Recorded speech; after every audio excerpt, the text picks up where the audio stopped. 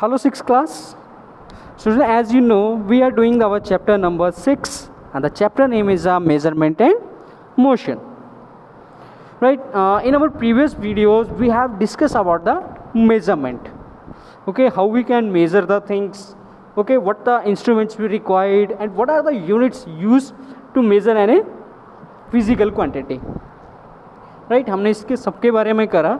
And today we are going to start with the next part of the chapter, and the chapter part names that be the time. Okay, अब जैसे मैं page को scroll down करूँगा तो तुम्हें पता चल जाएगा. ठीक है, सो लेट्स स्टार्ट करते हैं आज के टॉपिक से. Time. Time plays an important role in our life. All our activities revolve around time. For example, coming to school, going to music lesson or morning walk all happen as per define the plan timetable. जो time होता है बेटा हमारी life में बहुत ज़्यादा important है ना. हम कहते हैं जी हर काम को टाइम पे करना चाहिए, है ना. हम टाइम पे स्कूल जाते हैं, टाइम पे गेम खेलते हैं ना, टाइम पे हम लोग डिनर करते हैं, ब्रेकफास्ट करते हैं, टाइम पे हम लोग लंच करते हैं. तो टाइम बहुत ही ज़्यादा इंपॉर्टेंट है. Right, so we use a clock to measure time. अब हम किसका यूज़ करते हैं बेटा टाइम को देखने के लिए? क्लॉक का. In ancient time, people did not have any such instrument to measure time. They therefore used the natural events taking place at the regular intervals. For example, day and night seasons in air, changes in the appearance of moon. अब बेटा पुराने time में क्या था? Clock नहीं होती थी बेटा, घड़ी नहीं रहती थी. सो जो लोग थे वो सनसेट, सनराइज या revolving of moon around the earth, ठीक है, उसके बेसिस के ऊपर देखते थे. सीज़न, जैसे अब सीजन्स आते हैं एक साल में, जैसे सर्दी आ रही है, फिर गर्मी आती है, बरसात आती है, तो इस तरीके से सीजन्स चेंज होते हैं बेटा टाइम टू टाइम. तो इस तरीके से जो एंशिएंट पीपल्स थे वो टाइम के बारे में पता लगाते थे. It is now known fact that a pendulum of a given length takes a definite time to complete one oscillation. अब एक नई थिंग बेटा ऐड अप हो रही है, ठीक है. सो ये कई बार बेटा हमारे घरों के अंदर वॉल क्लॉक्स होते हैं, उनके नीचे एक पेंडुलम होता है जो कंटिन्यूटी में ऑसिलेट करता रहता है एक पोजीशन से दूसरी पोजीशन की तरफ, ठीक है. या आपको मैं ऑसिलेशन का एक और बहुत अच्छा एग्जांपल देता हूँ. हम लोग बेटा जब झूला झूलते हैं, स्कूल्स में हम जाते हैं या पार्क्स में जाते हैं, तो वहाँ पे झूला होता है बेटा जो आगे और पीछे को मूव करता है ना. तो झूले को हम देखते हैं, जब वो झूला आगे पीछे को मूव करता है तो वो एक ऑसिलेट करता है, ठीक है. सो अब वो बेटा एक स्पेसिफिक टाइम पे आगे जाता है, स्पेसिफिक टाइम पे पीछे जाता है. तो जो घड़ी का पेंडुलम होता है वो भी वैसे ही बेटा वर्क करता है. Right. Hence, if two pendulums of the same length are taken, they will take the same time to complete one oscillation. Oscillation का मतलब है जैसे to and fro, ठीक है. यहाँ पे आपको मैं डायग्रामेटिकली बताता हूँ कि किस तरीके से वो बनता है. जिससे मान लो कि इस तरीके से हमारा ये पेंडुलम होता है ना, इस तरीके से वो होता है. तो कई बार इस तरफ को जाता है वो, ठीक है, या कई बार जैसे मान लो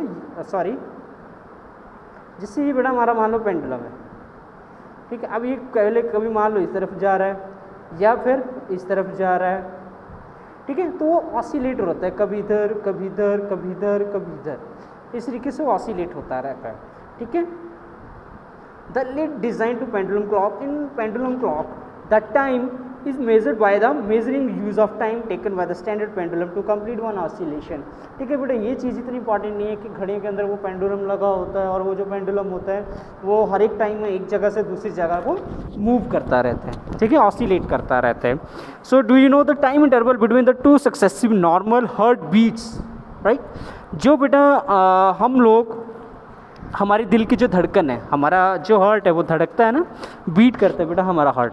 तो अब जो जैसे और एक बार में जो हमारा हार्ट है ना वो बीट करता है 72 टाइम, ठीक है. एक मिनट में 72 बार बेटा हमारा जो दिल है वो धड़कता है. और जैसे मान लो एक बीट होगी, एक बार धड़कन होगी, दूसरी धड़कन होगी, तो एक और दूसरी धड़कन के बीच का जो डिफरेंस है वो है 0.84 सेकेंड्स का. मतलब एक सेकेंड से भी कितना ज़्यादा कम, देखो बेटा आप, ठीक है. The pendulum of the big Ben clock in the House of Parliament London is 4 meters long. It takes 4 seconds to swing back and forth to complete one oscillation. अब जो ये घड़ी यहाँ पे बेटा आपको दिखाई गई है, ठीक है, लंदन का जो पार्लियामेंट है वहाँ पे ये घड़ी प्रेजेंट है जिसका नाम बिग बेन है.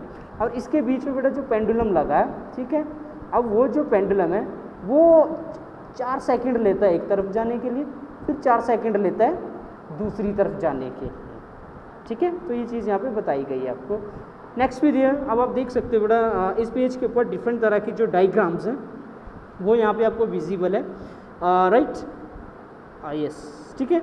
अब वो इन डायग्राम्स के ऊपर हम लोग आ रहे हैं। Nowadays we have many clocks and watches that do not have the traditional hour, minute and second hands. अब बेटा हमारे जो घड़ियाँ आती हैं आजकल, ठीक है, उनके बीच में ना घंटे वाली सुई होती है, ना मिनट्स वाली, ना आवर्स वाली, ये ऐसी डिजिटल वॉचेस, डिजिटल क्लॉक्स या डिजिटल वॉचेस आज मार्केट्स में अवेलेबल है। ये सारी की सारी डायग्राम्स आप देख सकते हो यहाँ पे। Sometimes we need to measure the short time intervals accurately. For people we use a special type watch that is known as the stopwatch. कि कई बार बेटा हमारे को एक बहुत ही ज़्यादा मिनट से भी या सेकंड से भी कम का समय हमें देखना पड़ता है, मिली सेकेंड्स को देखना पड़ता है। तो इसके लिए हम लोग जो क्लॉक या जो वॉच यूज़ करते हैं उस वॉच का नाम है बेटा स्टॉप वॉच, ठीक है। हम लोग पहनते भी हैं और हमारे घरों में इवन तो हमारे मोबाइल्स के अंदर बेटा ये आजकल अवेलेबल है। Stop watch is use for in different sport competitions, और मैक्सिमम जो आपकी स्टॉप वॉच है वो यूज़ करी जाती है स्पोर्ट्स के कम्पिटिशन्स के लिए। जैसे मान लो मैराथन हो रही है, एथलीट्स हो रही है, ओलंपिक्स की जो भी गेम्स हो रही हैं उनके अंदर इसका यूज़ करा जाता है, ठीक है। It can be started and stop once will it use makes easy and convenient to measure the time elapsed in a particular short activity, short activity, ठीक है। एक शॉर्ट ड्यूरेशन एक्टिविटी की मतलब मिली सेकेंड्स को भी हम लोग एक स्टॉप वॉच के साथ मेजर कर सकते हैं। Next period activity number 5। ये एक्टिविटी बेटा यहाँ पे आपको गिवन है। इस एक्टिविटी में आपको ये बोला गया है कि एक आपको कंपटीशन कराना है जिसमें आपको क्या करना है कि अपने क्लास के बच्चों को 4 ग्रुप्स में बांट देना है और उनको क्या करना है, हर एक ग्रुप को एक ना एक जो हमें स्पोर्ट्स इवेंट का देना है हमें, ठीक है। तो अब हर एक के लिए हमें पता है, किसी को हम लोग मान लो रेस का दे देते हैं, किसी को हर्डल्स क्रॉस करने हैं, किसी को हाई जंप करना है, किसी को लॉन्ग जंप करना है, ठीक है, किसी को जैवलिन थ्रो फेंकनी है। तो इस तरीके के कई गेम्स, मान लो किसी को दौड़ना ही है, ठीक है, एथलेटिक ट्रैक्स के ऊपर किसी को दौड़ना है। तो ये ऐसे हम डिफरेंट इवेंट्स करेंगे। अब हर एक इवेंट के लिए ज़रूरी नहीं कि हम लोग स्टॉप वॉच का यूज़ करें। कई सारे ओलंपिक्स गेम्स होते हैं जिनमें स्टॉप वॉच की ज़रूरत नहीं होती, ठीक है। तो अब यहाँ पे नीचे यहाँ पे आपको 8 पॉइंट्स दे रखे हैं जिसके बेसिस के ऊपर हम लोग उन एक्टिविटीज़ को देख सकते हैं। जैसे पहला है name of the event, long jump 400 metre, 200 metre और 100 मीटर, ठीक है। किसी को लॉन्ग जंप दे दिया, किसी को 100, किसी को 200 और किसी को 100 मीटर। अब उसके लिए जो फिजिकल क्वांटिटी है वो हम लोग क्या लेंगे, मीटर, ठीक है। जिसके लिए हम फिजिकल क्वांटिटी क्या मान के चलेंगे, metre, right. Unit of measurement that is used, कि वो क्या हम लोग मेज़र करेंगे, ठीक है, किस में मेज़र करेंगे हम लोग, जो मीटर वाला है दैट इज़ इन द, वो आपकी एक लेंथ की फॉर्म में। सॉरी बेटा, आपको एक चीज़ में यहाँ पे जो सेकंड पॉइंट है वहाँ पे हमारा पॉइंट आएगा लेंथ, क्या आएगा, लेंथ। और जो थर्ड पॉइंट है वहाँ पे आएगा हमारा मीटर, किलोमीटर, ये वाली चीज़। Result of the measurement done, ये डिपेंड करेगा स्टॉप वॉच के ऊपर, किसी ने 1 मिनट, किसी ने 1.5 मिनट, किसी ने 2 मिनट, ठीक है, इस तरीके से। Measuring device that use for the event that is the stop watch, ठीक है। अब दौड़ जो लगा रहा है, अब डिफरेंट पार्टिसिपेंट्स हैं तो वो अलग अलग टाइम पे पहुंचेंगे अपने फाइनल पोजीशन पे। Time of start of the event that is a 0 second पे हम लोगों ने उसको स्टार्ट करा। फिनिशिंग टाइम, हर एक का एक फिनिशिंग टाइम होगा अलग अलग तरीके से, और हर एक गेम का अपना अपना फिनिशिंग पॉइंट होता है। मैं यहाँ पे सिर्फ बात कर रहा हूँ ये जो ऊपर आपकी रेसिस के दे रखा है 400 मीटर, 200 मीटर, 100 मीटर का। Then total time for the event, कि उस इवेंट को होने के लिए कितना टाइम लगेगा, ये भी डिपेंड करता है जो गेम या जो इवेंट हम लोग ऑर्गेनाइज कर रहे हैं, ठीक है। कोई ज़्यादा वो इंपॉर्टेंस वाली बेटा ये एक्टिविटी नहीं है जिसके आपको इवेंट करना है तो आप कौन सी फिजिकल क्वांटिटी लोगे उस इवेंट के लिए, कौन सी यूनिट यूज़ करोगे, ठीक है, कौन सी फिजिकल क्वांटिटी चाहिए तुम्हें, किस वे में तुम लोग उसको काम करोगे, तुम्हें ग्राउंड आउटडोर की ज़रूरत है, इंडोर की ज़रूरत है, कौन सी इंस्ट्रूमेंट्स की ज़रूरत है तुम्हें उस गेम को कराने के लिए, ये डिपेंड करता है कि जो भी गेम्स हो रही हैं यहाँ पर, ये जस्ट एक्टिविटी उसी के बेस्ड है, राइट। नेक्स्ट चलते हैं हम, yes, next is a rest and motion.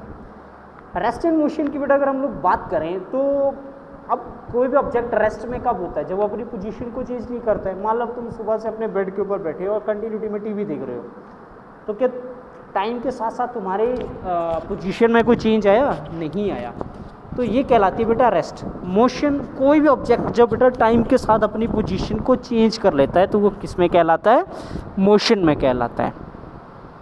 Am I right? So देखते हैं अब कैसे क्या है कि measurement of the two different physical quantities distance and time are necessary to find the position of an object at the different intervals of time. कि अगर हमें ये देखना है कि कौन सा ऑब्जेक्ट रेस्ट पे है, कौन सा मोशन में, तो हम लोग बेटा उस ऑब्जेक्ट को देखते हैं वो कितनी दूर गया और कितने टाइम में गया।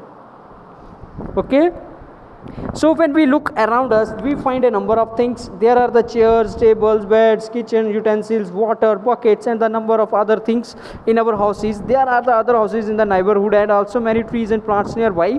We often see many animals, bicycles, motor vehicle.